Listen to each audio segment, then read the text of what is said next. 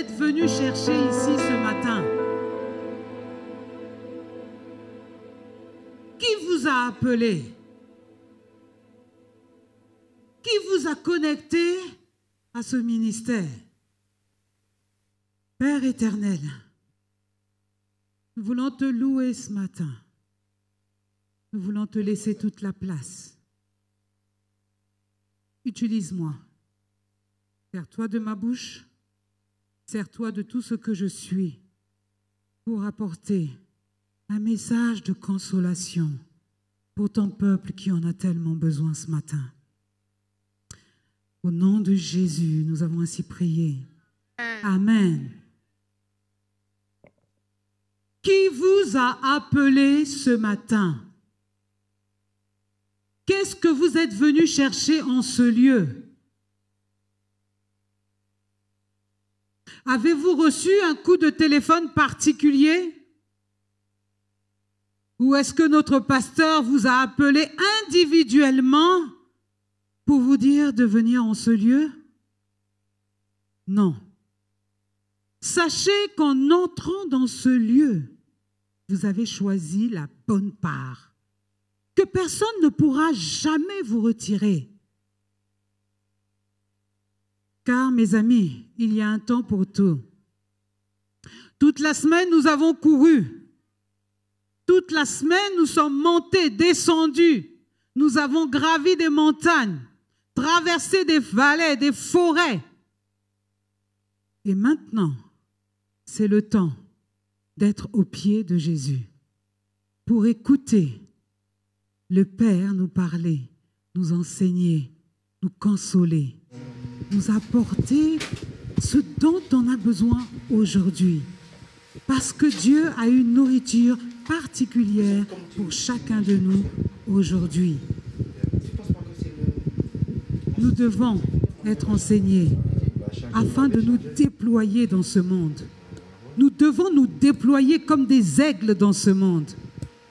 Et l'Église, c'est le lieu de formation pour devenir ambassadeur de Jésus-Christ dans ce monde. Tel est mon thème. Église, lieu de formation pour devenir ambassadeur de Jésus-Christ dans ce monde. L'Église, souvent les gens définissent l'Église comme un lieu, un bâtiment, où les gens se retrouvent pour effectivement louer Dieu. Alléluia. Nous les chrétiens, nous louons Dieu. D'autres se réunissent, ils appellent ça synagogue, ils appellent ça temple. Ils ont chacun leur nom lorsqu'ils se retrouvent et ils se retrouvent pour prier, pour communier ensemble. Ce n'est pas faux. L'Église est une communauté de croyants en Jésus-Christ. Un ensemble de chrétiens fidèles, unis en une communion particulière avec Dieu pour partager leur foi en Jésus-Christ. Telle est ma définition de l'Église. Nous voyons dans la Bible que ce terme n'est employé que 2 fois dans les évangiles. Dans Matthieu 16, au verset 18, Jésus dit à Simon-Pierre, « Et toi, et moi, je te dis aussi que tu es Pierre, et sur cette pierre, je bâtirai mon Église, et les portes de l'enfer ne prévaudront point contre elle. » Dans Matthieu 18, au verset 17, il nous dit, « S'il refuse de les écouter, dis-le à l'Église. Et s'il refuse aussi d'écouter l'Église, qu'il soit pour toi comme un païen, un publicain. » Ainsi, l'Église, mon ami, mon frère, ma soeur, c'est toi, c'est moi. L'enfer ne prévaudront pas contre des murs. L'enfer ne touchera pas les élus de Dieu que nous sommes. L'Église soutient le monde par sa prière. Le jour où elle ne sera plus, le jour où Jésus viendra enlever son Église, le monde connaîtra une grande tribulation. Ainsi, quelle est la mission de l'Église? L'Église n'est pas un passe-temps On ne vient pas à l'église parce que j'ai rien d'autre à faire. On ne vient pas à l'église parce que aujourd'hui c'est dimanche. Je viens accomplir ma béa. L'église n'est pas optionnelle. L'église, c'est pas aujourd'hui je suis allée en boîte de nuit, je peux pas aller à l'église parce que je suis fatiguée. Non. L'église, elle est vitale pour un enfant de Dieu. Elle est vitale pour un enfant de Dieu. Elle est une école de formation, d'épanouissement, d'élévation spirituelle. L'Église, qui est le corps de Christ, a pour mission d'annoncer l'Évangile, de former des disciples et de baptiser le plus grand nombre de personnes avant que Jésus revienne chercher son Église. C'est pour cela, il est aberrant, et cela il faut faire très attention, d'écouter certaines personnes qui osent dire « Moi, je n'ai pas besoin d'une église. Moi, je n'ai pas besoin qu'on me forme, parce que le Saint-Esprit me forme. » Baliverne, c'est pas vrai. Si Dieu a mis dans l'église des ministres, c'est pour le perfectionnement des saints. Et c'est pour la communauté, la communion les uns les autres. Parce qu'il est écrit dans la parole de Dieu que Dieu siège au milieu de la louange de son peuple. Et c'est là où il envoie toutes ces bénédictions. Alors, ceux qui disent « je n'ai pas besoin d'église, je n'ai pas besoin d'une communauté » se trompent. Et je pense plutôt que ceux qui ont de tels discours ont un problème avec l'ordre, l'autorité et la discipline. Alléluia. Quelles sont les activités que nous trouvons dans l'Église? L'Église est un lieu de célébration. Alléluia.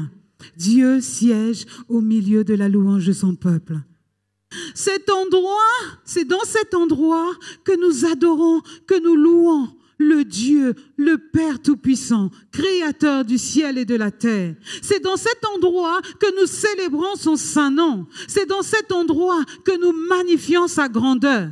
C'est dans cet endroit que nous élevons des mains pures devant lui. C'est dans cet endroit que nous lui disons merci pour ses hauts faits. C'est dans cet endroit que nous bénissons toutes les œuvres faites par ses mains. Nous l'exaltons ici. Nous exaltons sa puissance, sa force. Nous reconnaissons ici qu'il est notre seul et unique Dieu et que nous n'adorons que lui et de tout notre cœur. Alléluia. L'Église est un lieu d'apprentissage. Dans leur marche avec Jésus-Christ, les disciples avaient demandé « Seigneur, apprends-nous à prier. » Et voilà ce que Jésus a dit dans Matthieu 6, au verset 9. Il dit « Voici donc comment vous devez prier. Notre Père qui es aux cieux, que ton nom soit sanctifié, que ton règne vienne, que ta volonté soit faite sur la terre comme au ciel. Donne-nous aujourd'hui notre pain de ce jour. Pardonne-nous nos offenses, comme nous pardonnons aussi à ceux qui nous ont offensés. Et ne nous soumets pas à la tentation, mais délivre-nous du mal. Car c'est à toi qu'appartiennent le règne, la puissance et la gloire au siècle des siècles. Amen. C'est dans ce lieu-ci que nous apprenons à pardonner. Dans Matthieu 6, 14, il dit « Si vous pardonnez aux hommes leur offense, votre Père céleste vous pardonnera aussi. » C'est dans ce lieu aussi que nous apprenons à aimer. Jean 3, 16 nous dit « Car Dieu a tant aimé le monde qu'il a donné son Fils unique, afin que quiconque croit en lui ne périsse point, mais qu'il ait la vie éternelle. » L'amour n'est pas un calcul. L'amour se donne sans calcul. Dieu a donné son Fils sans calcul. Alléluia. Dans ce lieu-ci, nous apprenons à éduquer nos enfants. Dans ce lieu-ci, il y a plein de versets qui nous apprennent comment fonctionner avec les enfants. Proverbe 22, au verset 6, nous dit « Instruis l'enfant selon la voie qu'il doit suivre. Et quand il sera vieux, il ne s'en détournera pas. » Il y a un autre verset qui dit « Père, n'irritez pas vos enfants. de peur qu'ils ne se découragent. Aujourd'hui, nous avons des personnes qui sont totalement découragées.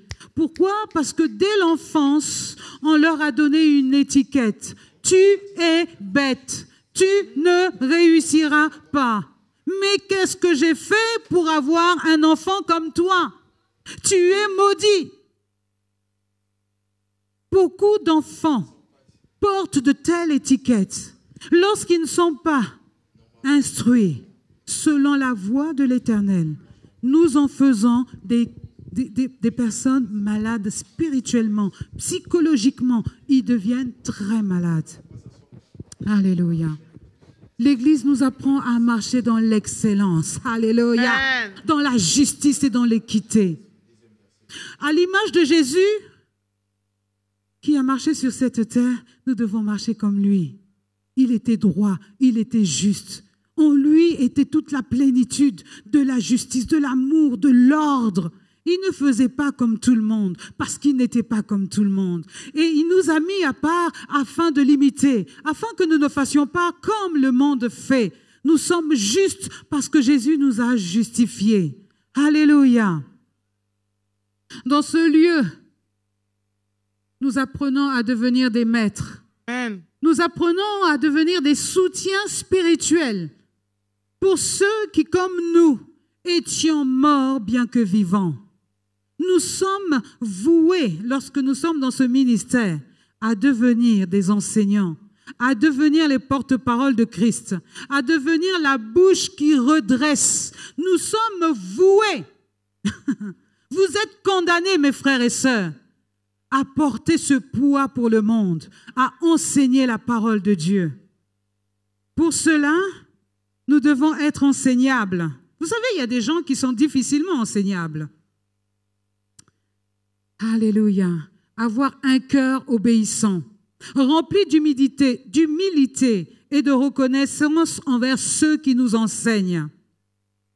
Quel que soit ton niveau social, parce que je sais qu'ici, il y a des grands hommes, des grandes femmes.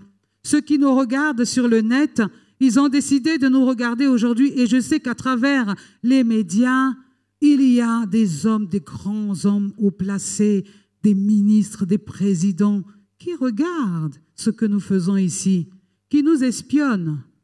Mais il faut qu'ils sachent que lorsqu'ils viendront dans ce lieu-ci, ils seront des népios, des bébés spirituels. Ils devront se laisser enseigner, même par le plus petit que lui. Parce que être enseignant, ça ne dépend pas de l'âge. Ça dépend de ta maturité spirituelle.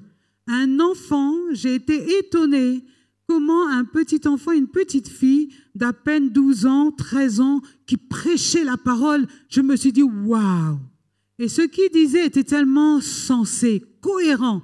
Je me suis dit, voilà Seigneur, voilà le message que tu nous donnes. Oui, nous pouvons être enseignés par les plus petits que soi.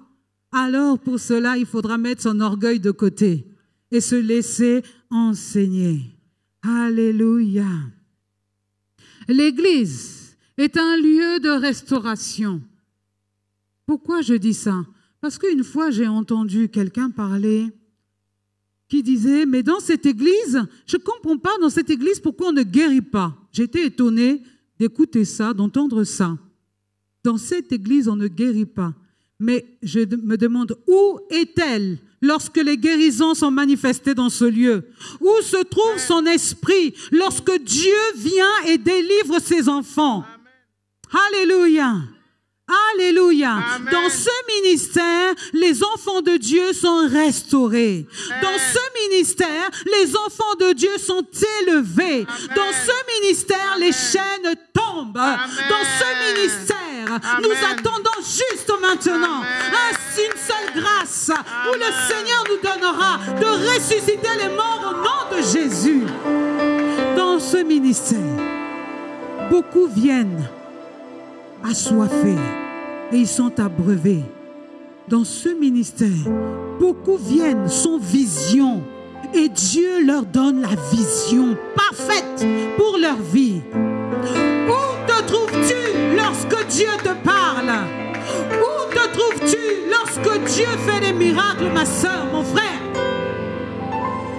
nous pouvons être dans cet endroit qui est l'Église. Mais si nous n'avons pas un cœur préparé à recevoir la présence de Dieu, l'onction de Dieu, nous venons perdre notre temps.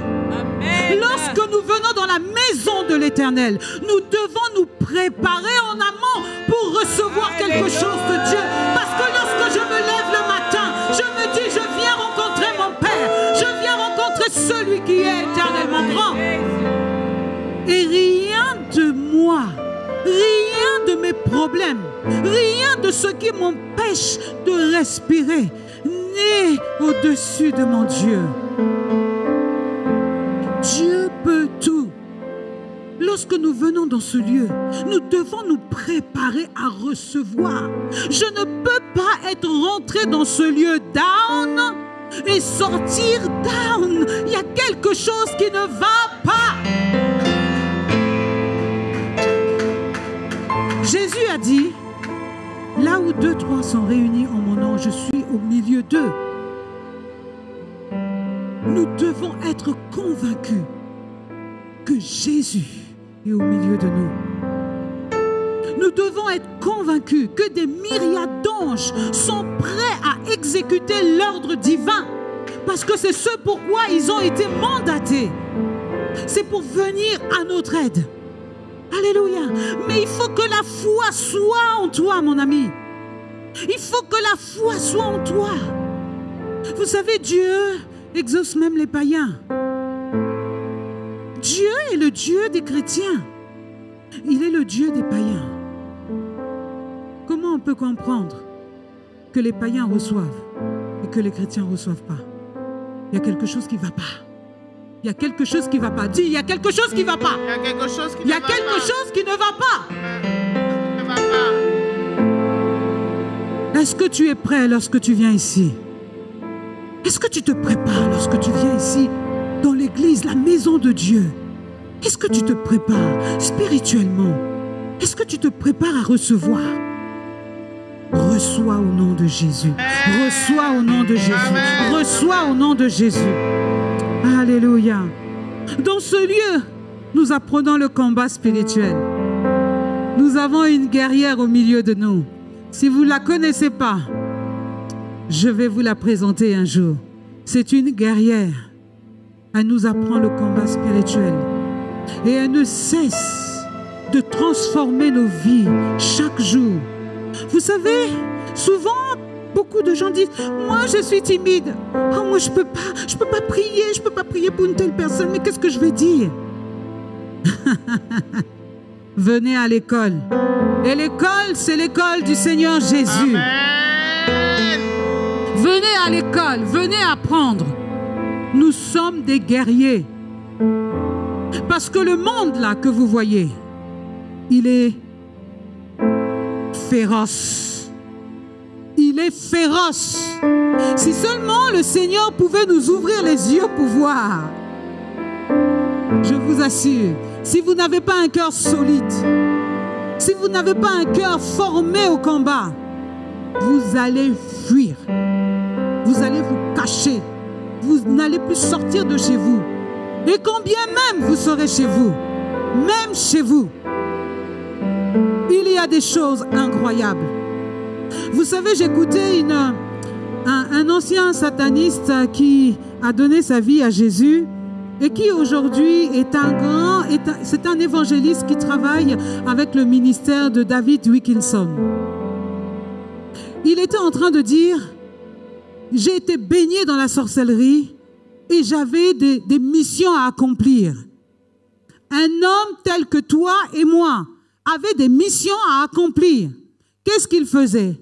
Il allait et il parlait contre les églises. Il disait, cette église-là est fermée. Cette église-là, je la bâillonne. Cette église-là n'aura aucun membre. Cette église-là, il lançait des sorts contre les églises. Il envoyait des esprits d'homosexualité. Il envoyait les esprits de maladie. Il dit, j'envoyais des esprits de maladie. Lorsque les enfants de Dieu ne sont pas prêts au combat, lorsque nous venons là et que notre mère nous dit déclarez et croyez que ce que vous dites s'accomplira, vous êtes en train de jouer avec votre vie quand nous ne le faisons pas comme il faut. Parce que lorsque nous sommes dehors, nous sommes seuls avec tous ces esprits qui nous entourent. Mais lorsque je suis au courant, que lorsque je dis au nom de Jésus, tout genou fléchit et que je marche, je peux vous assurer que là, vous avez les anges qui vous entourent. Amen. Et il disait, ce gars-là, il disait quoi? Que j'ai voulu attaquer un groupe d'évangélistes qui allaient prêcher l'évangile et qui chantaient les louanges. Il a dit, mais il me dérange, je vais les arrêter. Il dit, il n'a pas pu les arrêter. Pourquoi? Parce qu'il chantait les louanges de Dieu. Pourquoi? Parce qu'il priait. Amen. Il dit, je n'ai pas pu les attaquer. Amen. Je n'ai pas pu. Et ça l'a énervé parce que lui, il était quand même quelqu'un, un grand sorcier. Il a dit, je n'ai pas pu les arrêter. Parce qu'il y avait un feu autour d'eux. Leur louange les protégeait. Christ les protégeait. Nous devons être aptes à combattre, mes amis. Le monde là, il est trop sauvage. Trop sauvage. Soyons aguerris, mes amis. Nous combattons contre la chair. C'est vrai que le verset Éphésiens 6, au verset 12, nous dit « Nous n'avons pas à lutter contre la chair et le sang, mais contre les dominations, contre les autorités, contre les princes de ce monde des ténèbres, contre les esprits méchants dans les lieux célestes. » C'est contre eux que nous nous battons. Mais malheureusement, ces esprits-là, pour nous attaquer, ils nous envoient dans la chair, notre chair, des maladies, la séduction, des enfants de Dieu qui changent de bord, qui étaient en Christ, qui deviennent prostituées, parce que tout simplement, il y a eu une faille dans leur armure. Elles n'ont pas veillé. Et effectivement, le diable connaît les intérêts que nous avons. Si je suis quelqu'un qui aime l'argent, Satan va te donner l'argent, parce qu'il va voir la faille et il va te proposer tellement de choses pour que tu aies l'argent facile. Mais dans ce lieu, il n'y a point de compromission. Dans ce lieu, nous veillons. Dans ce lieu, nous veillons. Nous marchons dans la sanctification et dans la sainteté. Amen. La séduction du diable ne passera pas par nous. Amen. La séduction du diable ne passera pas par nous. Au nom de Jésus. Alléluia.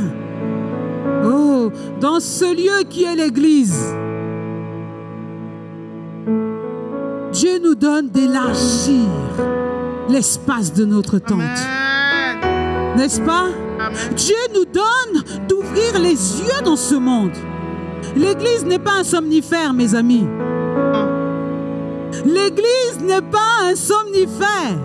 La foi n'est pas un somnifère. La foi nous permet d'avoir la vision de Christ. Il a dit, car je connais les projets que j'ai formés sur toi. Ce sont Amen. des projets de paix et non de malheur. Amen. Il dit, va. Il nous a donné des ordres. Jésus nous a donné un ordre dans Luc 10 au verset 3. Il dit, partez. Partez. Je vous envoie comme des agneaux au milieu des loups. Le terrain est vaste et Christ doit être proclamé. Dans Matthieu 28, il nous a donné un ordre. Il ne nous a pas dit si tu veux. C'est un ordre. Il a dit, faites de toutes les nations des disciples, en les baptisant au nom du Père, du Fils et du Saint-Esprit. Enseignez-leur tout ce que je vous ai prescrit. Alléluia, c'est un ordre. Nous devons sortir de notre zone de confort, mes amis. L'Église, nous venons pour apprendre. Nous venons pour former notre intérieur. Nous venons pour bâtir notre intérieur. Parce que nous devons exercer les différents dons que Dieu nous a donnés. Les différents dons que Dieu nous a donnés ne sont pas tous pour être pasteurs, évangélistes, ne sont pas tous pour être prophètes. Dieu nous a donné des dons. Est-ce que vous savez que vous avez des dons particuliers chacun? Et j'aime cette question que le prophète avait posée à cette femme. Qu'as-tu dans tes mains?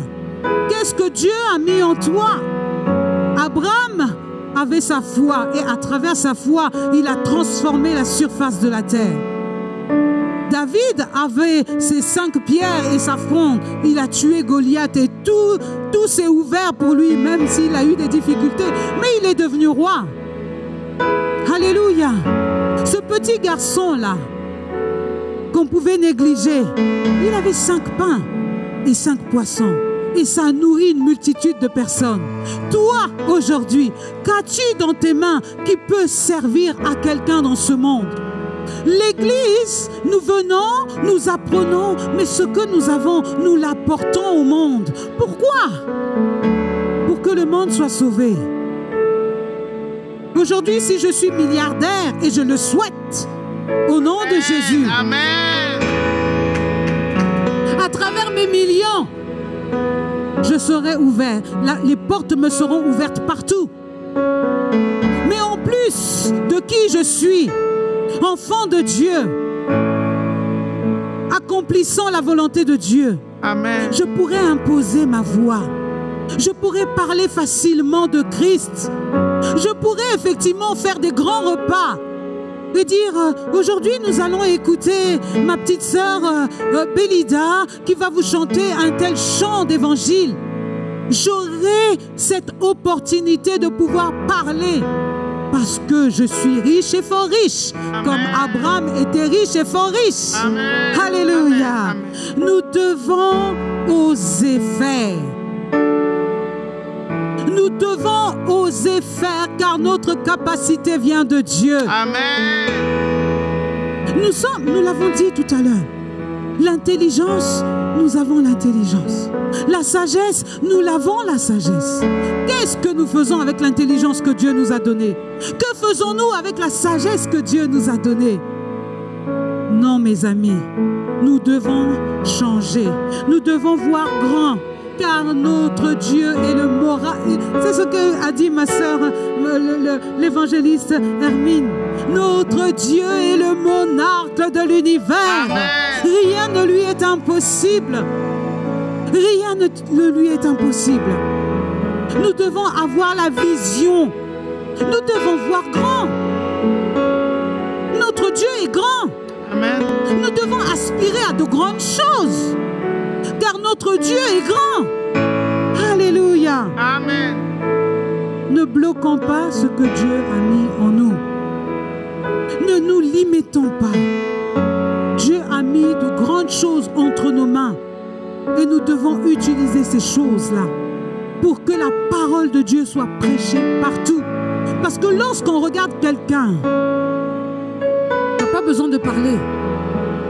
Ta présence seule parle. Amen. Tu n'as pas besoin de décliner ton identité. Parce que là où tu es, la grâce de l'Éternel t'environne. La grâce de l'Éternel sort de toi et inonde toute la pièce où tu es. Alléluia. Mes amis. Alléluia. Nous devons nous réveiller. Vaut mieux commencer petit, mais commencer que ne rien faire. Vaut mieux commencer petit, mais commencer. Commencer quelque chose. Commencer quelque chose. Il n'y a pas d'âge pour commencer. Commencez quelque chose. Soyez inspirés. Soyez inspirés, mes amis. Sortons des limitations que Satan nous a données. Satan nous a limités. Il a dit, toi, tu n'iras pas jusqu'à là. Des malédictions. Dans ta famille, tu ne peux pas aller au-delà du bac. Dans ta famille, tu ne peux pas accéder à tel territoire. Et pourtant, Dieu nous a dit, là où vos pieds fouleront, je vous donne ce territoire. Amen. Nous devons sortir des limitations de Satan. Amen. Nous devons nous dire non aux limitations de Satan, mes amis. J'ai des sœurs victorieuses ici. J'ai des frères glorieux ici. Je sais que Dieu a posé en vous des choses extraordinaires. Travaillons d'un commun accord pour que la gloire de Dieu soit dispatchée. Moi, je vois un jour, j'ai une vision merveilleuse où je vois papa assis dans son grand âge, admirant tout le travail qu'il a fait au milieu de nous. Et je vois ce cœur d'un père satisfait. Amen. Parce que ses enfants n'ont pas seulement cherché à venir manger sans rien apporter. Mais ses enfants ont mangé de sa nourriture. Et ils se sont déployés comme des aigles. Amen. Alléluia. Amen. Je vois ça. Je le vois. Je le vois. Un père satisfait. Un père heureux. Alléluia. Oh, gloire à Dieu. Gloire à Dieu. Gloire à Dieu. Soyons audacieux, mes amis. Soyons audacieux, mes amis. Et confiants. Car celui qui est en nous est plus grand que celui qui est dans ce monde. Rien ne doit nous effrayer. Rien ne doit nous faire peur, mes amis. Car nous avons avec nous celui qui nous donne toujours la meilleure vision, qui nous emmène toujours au bon endroit, au bon moment, qui emmène avec nous les partenaires qu'il faut, les partenaires de travail. Oui, c'est possible. C'est possible. Alléluia. Souvent on dit, je vais bientôt terminer, le monde entier est sous l'emprise du diable. C'est vrai. Nous n'allons pas le nier. Le monde entier est sous l'emprise du diable. Mais il est aussi écrit que nous ne faisons pas partie de ce monde. Alléluia. Nous sommes avec Christ dans les lieux célestes élevés. Et donc le monde est notre marchepied. À travers les pieds de Jésus, nous aussi, nous marchons sur ce monde. Alléluia. Gloire à Dieu. Alléluia. Je répète, la foi n'est pas un somnifère. La foi ne nous bloque pas. La foi ne nous restreint pas. Au contraire, la foi nous ouvre les yeux du ciel. La foi nous fait descendre ce que nous voyons du ciel sur la terre. Et ce que nous voyons en haut, c'est tellement beau. C'est tellement beau. Nous devons le faire descendre sur cette terre. Soyons audacieux. Soyons audacieux. La peur, l'échec, les troubles, les maladies ne nous arrêteront pas sur le chemin que Dieu a tracé. La peur n'est pas notre partage. L'échec n'est pas notre partage. La maladie ne nous stoppera pas. Alléluia. Amen. Notre Dieu nous a qualifiés comme étant le sel et la lumière du monde. Notre Dieu a dit de nous que, ma sœur, tu es la tête et non la queue. Alléluia. Notre Dieu nous a définis comme étant les rois, les ambassadeurs sur cette terre. Vous êtes ambassadeurs de Christ. Amen. Tel que vous êtes assis, vous êtes tous ambassadeurs de Christ. Alors Amen. travaillez pour le royaume de Dieu. Amen. Alors œuvrez pour le royaume de Dieu. Amen. Alors déployez les ailes que Dieu vous a données. Allez, montez aussi haut que le Dieu de gloire vous donnera Amen. de monter. Au nom de Jésus. Amen.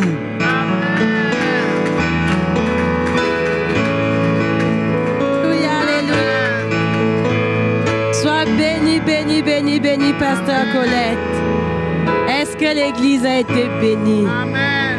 Est-ce que l'Église a été bénie? Amen. Moi, j'ai été bénie. Et je sais que vous aussi, vous avez...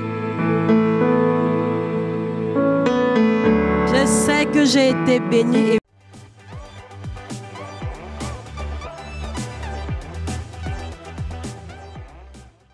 vous aussi, vous avez été bénie. Amen.